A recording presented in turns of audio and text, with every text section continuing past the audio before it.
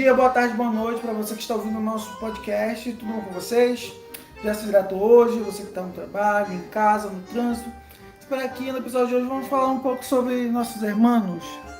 A galera ali de baixo, né? Terra de La Plata, a terra do tango, de Maradona, Lionel Messi, a Europa na América, ou pelo menos já foi, né? Mas é exatamente sobre isso que a gente vai falar hoje. Mas é claro, não estou sozinho nessa, né? Eu ia perguntar ao Patrick Albuquerque.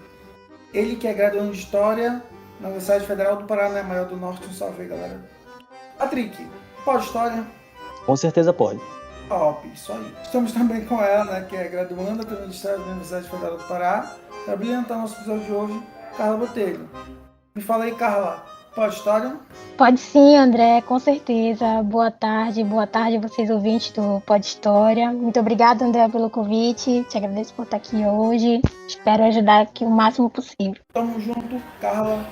E assim, eu sou o André, né, como meus colegas disseram.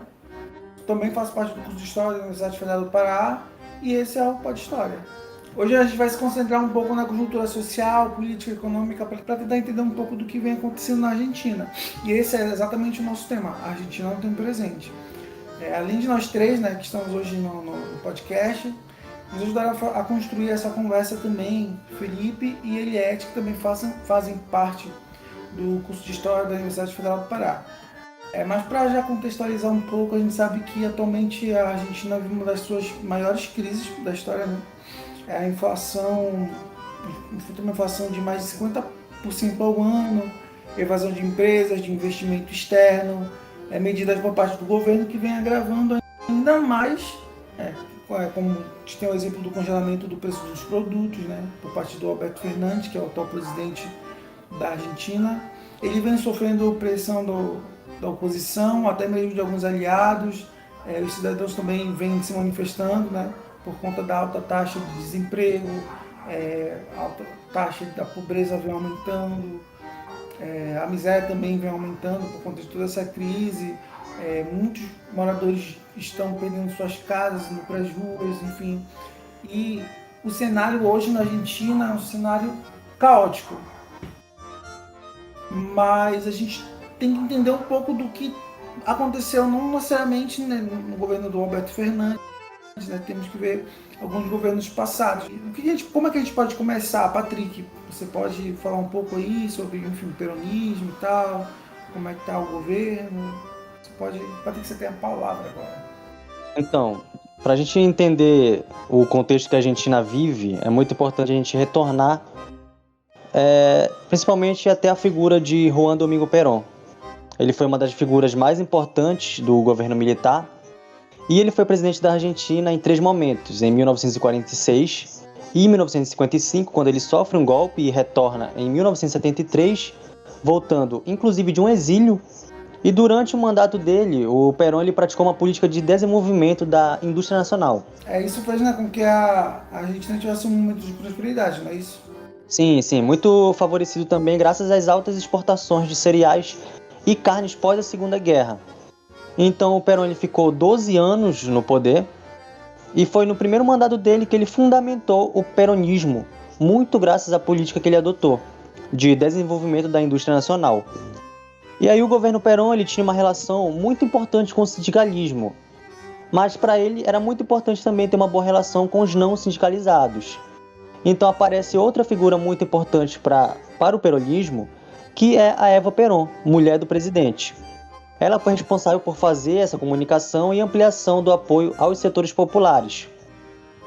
Só para a gente ter uma ideia da importância do Perón e, digamos, dessa aceitação da população, eu vou só expor alguns dados importantes do período em que o Perón governou. O governo do Perón ele teve êxito econômico através da distribuição de renda e da participação dos salários no PIB argentino, que chegou a alcançar 50%. Ele avançou em relação à legislação trabalhista. Ele trouxe o direito à organização sindical, apesar de estar tutelada pelo Estado, o voto universal e por aí vai. E aí vem um segundo momento, que podemos dizer, vai iniciar após a morte do Perón, em 1974, que a mulher dele, a Maria Estela Martinez, também conhecida como Isabelita Perón, vai substituir ele. E aí não se confundam, ele não tinha 2 mulheres ao mesmo tempo, tá? O Perón ele se casou com a Isabelita após o falecimento da Eva Perón. Muito importante isso que tu tá falando. E é a partir daí que a Argentina passa por um momento conturbado, é isso, Patrícia? Sim. Esse momento ele veio porque a Isabelita ela assumiu o poder, mas ela não tinha o mesmo apoio que o Perón tinha. Então ela acabou sofrendo um golpe em março de 1976, que deu início ao autodenominado Processo de Reorganização Nacional, que seria uma reação à esquerda marxista e ao peronismo. Essa reação à esquerda a gente vai ver em vários outros governos ditatoriais, né? E aí vem uma fase bem complicada, uma fase que é considerada mais ambiciosa e radical, porque o discurso dos que assumiram o poder tinham é de que o golpe de 1966, ou a chamada Revolução Argentina, só tinha fracassado pela sua moderação e fraqueza. Então nisso já dá pra gente ter uma ideia de qual caminho que esse regime iria seguir. E diferente daquela série do Neymar, O Caos Perfeito, é instaurado um caos terrível na Argentina na tentativa de manter a ordem. Eu fiz uma associação à cultura cult, cultura pop, na verdade. Houveram sequestros nesse período, detenções clandestinas e desaparecimentos. Foram mais de 30 mil vítimas durante esse período.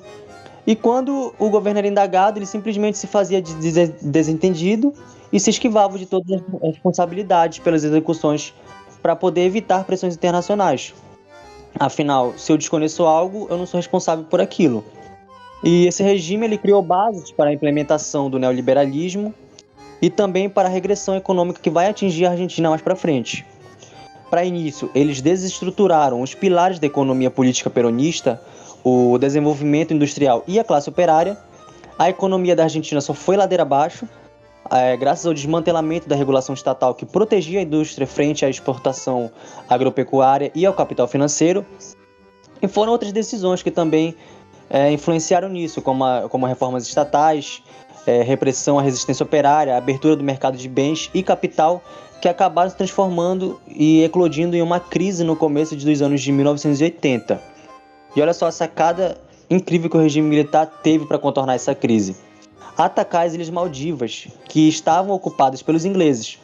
Então, dessa forma, eles teriam um grande triunfo nacional que sustentaria a candidatura do general Leopoldo Galtieri, mas o que eles não esperavam é que a primeira-ministra britânica, a Margaret Thatcher, também enfrentava uma crise e se aproveitou dessa oportunidade que caiu de bandeja para se fazer popular.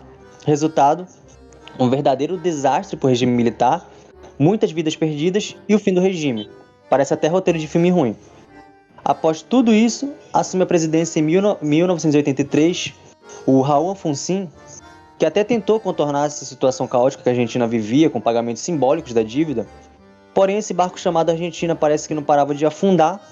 E só para a gente ter uma ideia da situação, em 1989, o governo do Raul ele passou pelo seu pior momento, uma hiperinflação que fez com que os preços subissem mais de 3.000% e fez com que o Raul renunciasse após 6 anos no poder e Carlos Menem assumisse seu lugar no mesmo ano. Cara, e é muito interessante, né, tu falar sobre isso, né, porque a partir de Carlos Menem, enfim, existem várias outras posturas tomadas, né, no governo dele, né. Então a gente pode começar a falar do Menemato, né, que é como ficou conhecido, né. Carlos Menem foi adepto da desnacionalização, né, através de, enfim, privatizações. O governo conseguiu atrair investimento interno e estabilizou a economia, né. Porém, né, sempre tem um porém, o governo Menem entrou em um contexto de crise quando adotou a conversibilidade a estabelecer aquela paridade entre o peso e o dólar, né, que a gente conhece, que enfim, durou por muito tempo, né. Nos próximos 10 anos, isso facilitou a importação de produtos argentinos. Só que, por outro lado, a competitividade das empresas do país dificultou a exportação. Não bastasse isso, houve também a desvalorização do câmbio e aumento da inflação. E a gente entra já no governo de Fernando de la Rúa, né, que no fim de 2001 veio um ponto crítico, né. Houve na Argentina a alta taxa dos saques em um período curto, né. Fez com que os bancos pedissem ajuda para o governo foi lá, fez o quê? Decretou o congelamento dos depósitos bancários, limitando o saque a 250 pesos por semana. Esse momento ficou conhecido como Curalitoque. pode ser traduzido como um cercado, né? E André, e agora tu imagina, né? Congelar depósitos bancários e limitar gastos. Uma Argentina que já estava sofrendo uma situação bem complicada, né? De alta na inflação, a fome e tudo mais.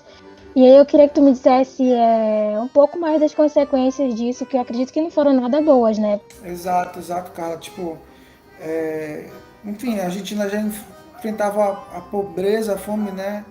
E ela reagiu com protestos, saques de lojas, manifestações, com os movimentos de trabalhadores, né, desempregados, conhecidos como movimentos piqueteiros, né? Piqueteiros, bloqueio de ruas, estradas, né?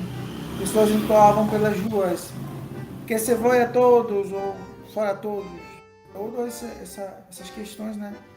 Essa pressão fez com que o presidente Fernando de la Rúa decretasse estado de sítio.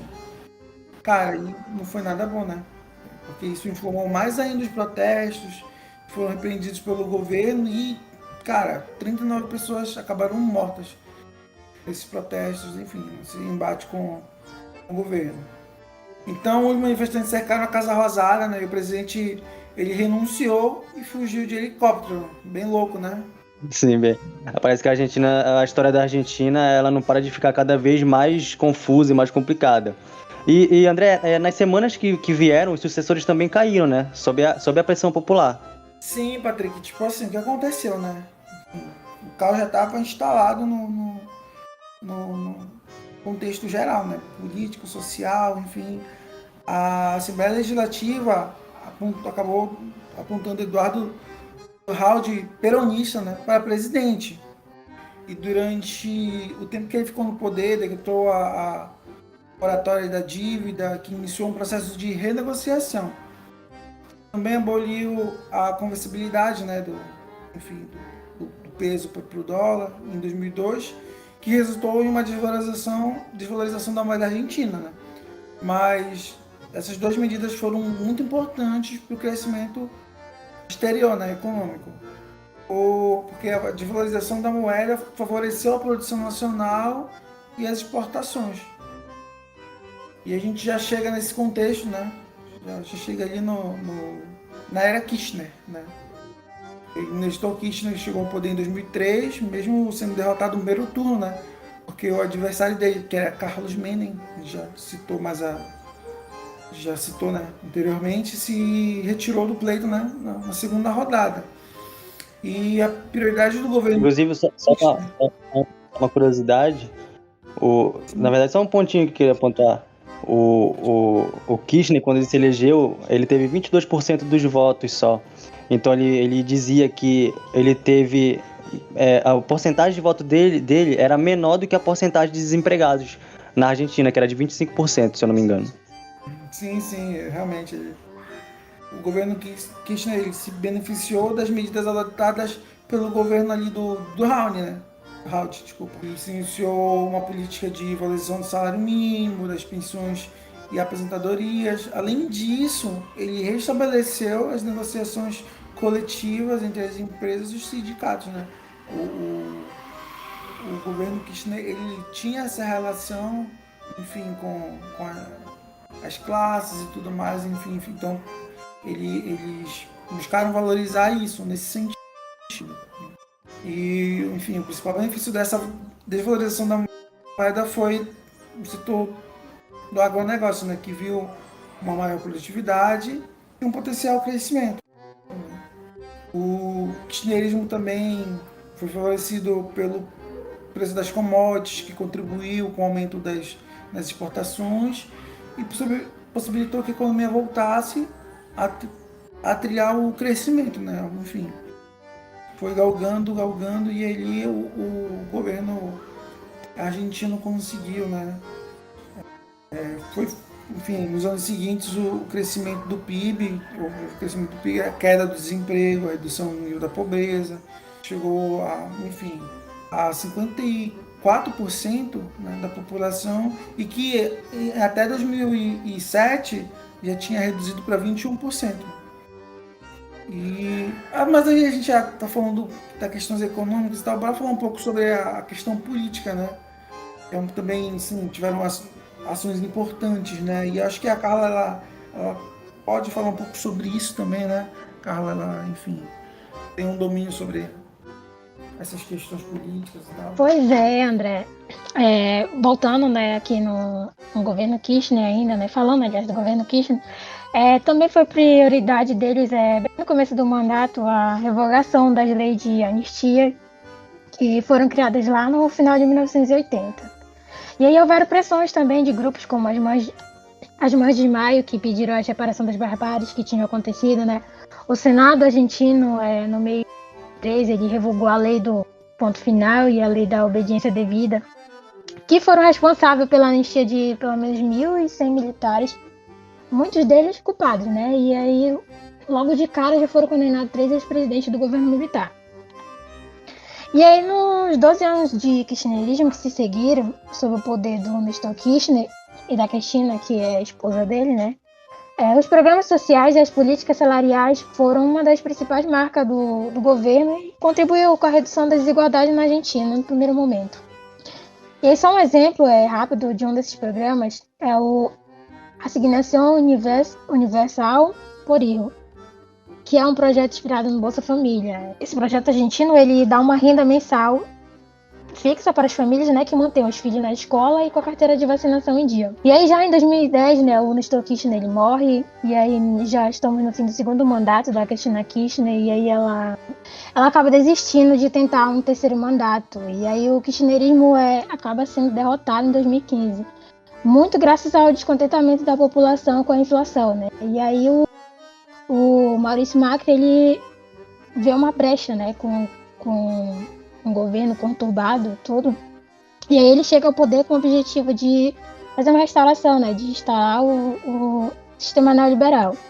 Mas é assim, nesse caminho que o Macri seguiu, ele não agradou nem um pouco, né, com o sistema neoliberal. E aí o governo acabou perdendo apoio popular e político. E aí já nas eleições de 2019, já com o governo sem força, ele é derrotado e vê o kirchnerismo voltar ao poder. E aí assume então o Roberto Fernandes e a Cristina, que vem como vice-presidente, né, que se depararam com uma maior inflação das últimas 2 décadas e outra crise econômica após a tentativa de negociação de empréstimo com o FMI, foram deixados, né, pelo governo Macri. E aí o Roberto ele segue um modelo já anti-neoliberal, né, que também faz parte dos governos Kirchner, e retoma as políticas de combate à desigualdade. E, assim, além de assumir um governo já fundado em crise, né, desemprego, alta na inflação, ele ainda teve que enfrentar os problemas que vieram com a pandemia agora do Covid-19, que colaborou ainda mais no aumento da pobreza, que só não se intensificou, né, porque graças ao subsídio do Estado. E aí, mas ainda assim, com alta na inflação, essa ajuda ela mal dão para o básico das famílias. E para tentar aliviar essa crise, o governo ele apelou para a emissão de moedas na tentativa de combater a crise sanitária e econômica, né? E aí ele também fez outra tentativa de combate a essa inflação, que aconteceu em outubro do ano passado, 2021, né? Com congelamento de preços com mais de 1.400 produtos.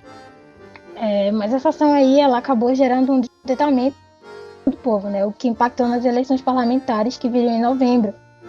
E o partido peronista do presidente Alberto, ele acaba perdendo a maioria do Senado. E isso daí é muito importante, né? Porque daí, a partir daí tem que fazer negociações, né? Já que perdeu a maioria dos parlamentares no Senado. E tem as coligações, enfim, sim, deputados, sim. E aí agora ele vai ter que ficar negociando, né? E aí a chance do governo ver onde ele está errando, que foi o que o Alberto fez, né? Ele acabou mudando alguns de seus ministros também. Até a gente vê assim, externamente, tudo muito bem obrigado entre a vice-presidente e ele, mas eles têm uns problemas internos entre eles, né? Que a Cristina também interferiu nessa parte em relação aos ministros. Mas aí, voltando, André, diante desse cenário que o governo ele adotou novamente uma postura de negociação com o FMI, com a intenção de conseguir novos empréstimos, né?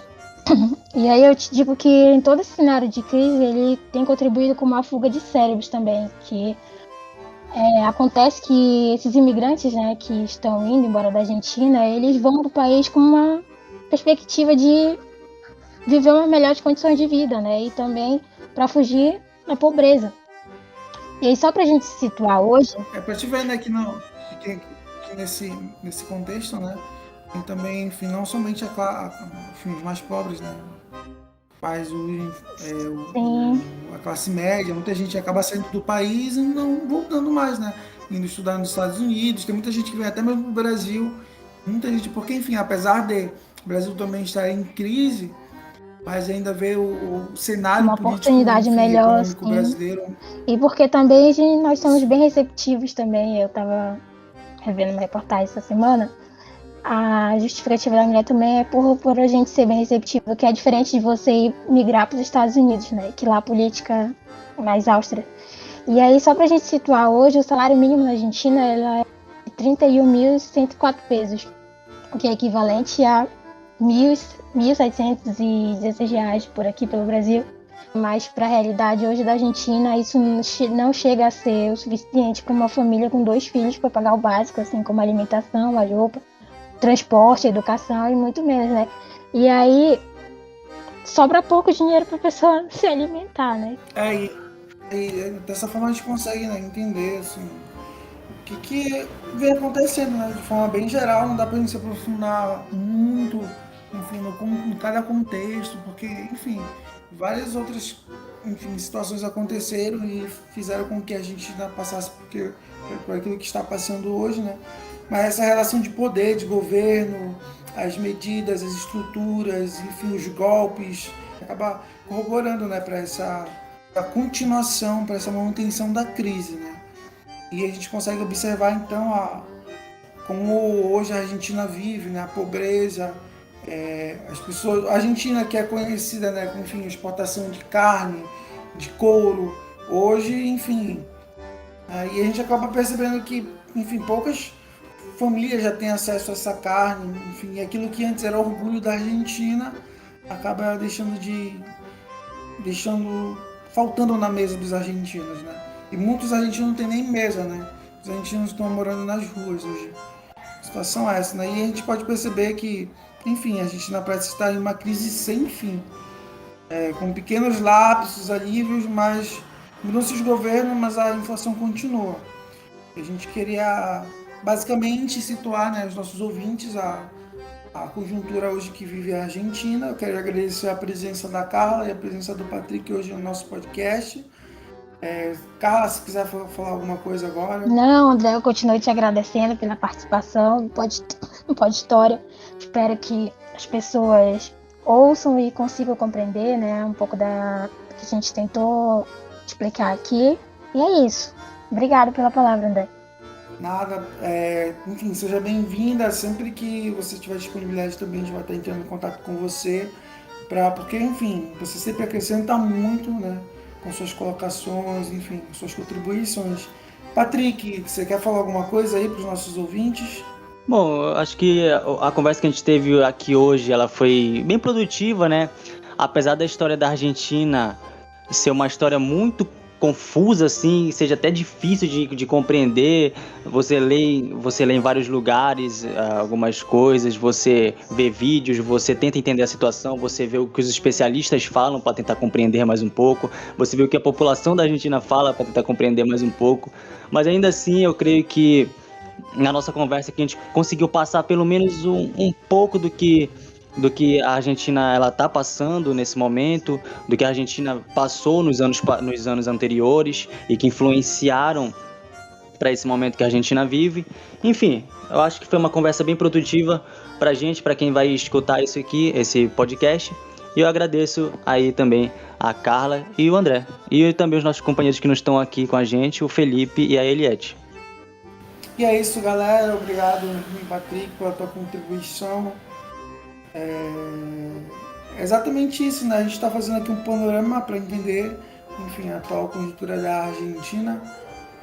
E, cara, se vocês quiserem saber um pouco mais, se aprofundar um pouco mais sobre o tema, sobre, enfim, as questões da Argentina, a gente vai deixar algumas referências, né, na descrição desse podcast.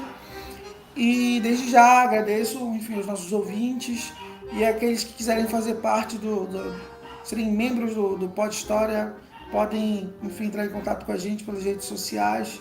Tem um link também na descrição e vocês podem estar ajudando, se tornando mantenedores. E é isso, galera. Bom dia, boa tarde, boa noite para vocês e até o próximo episódio.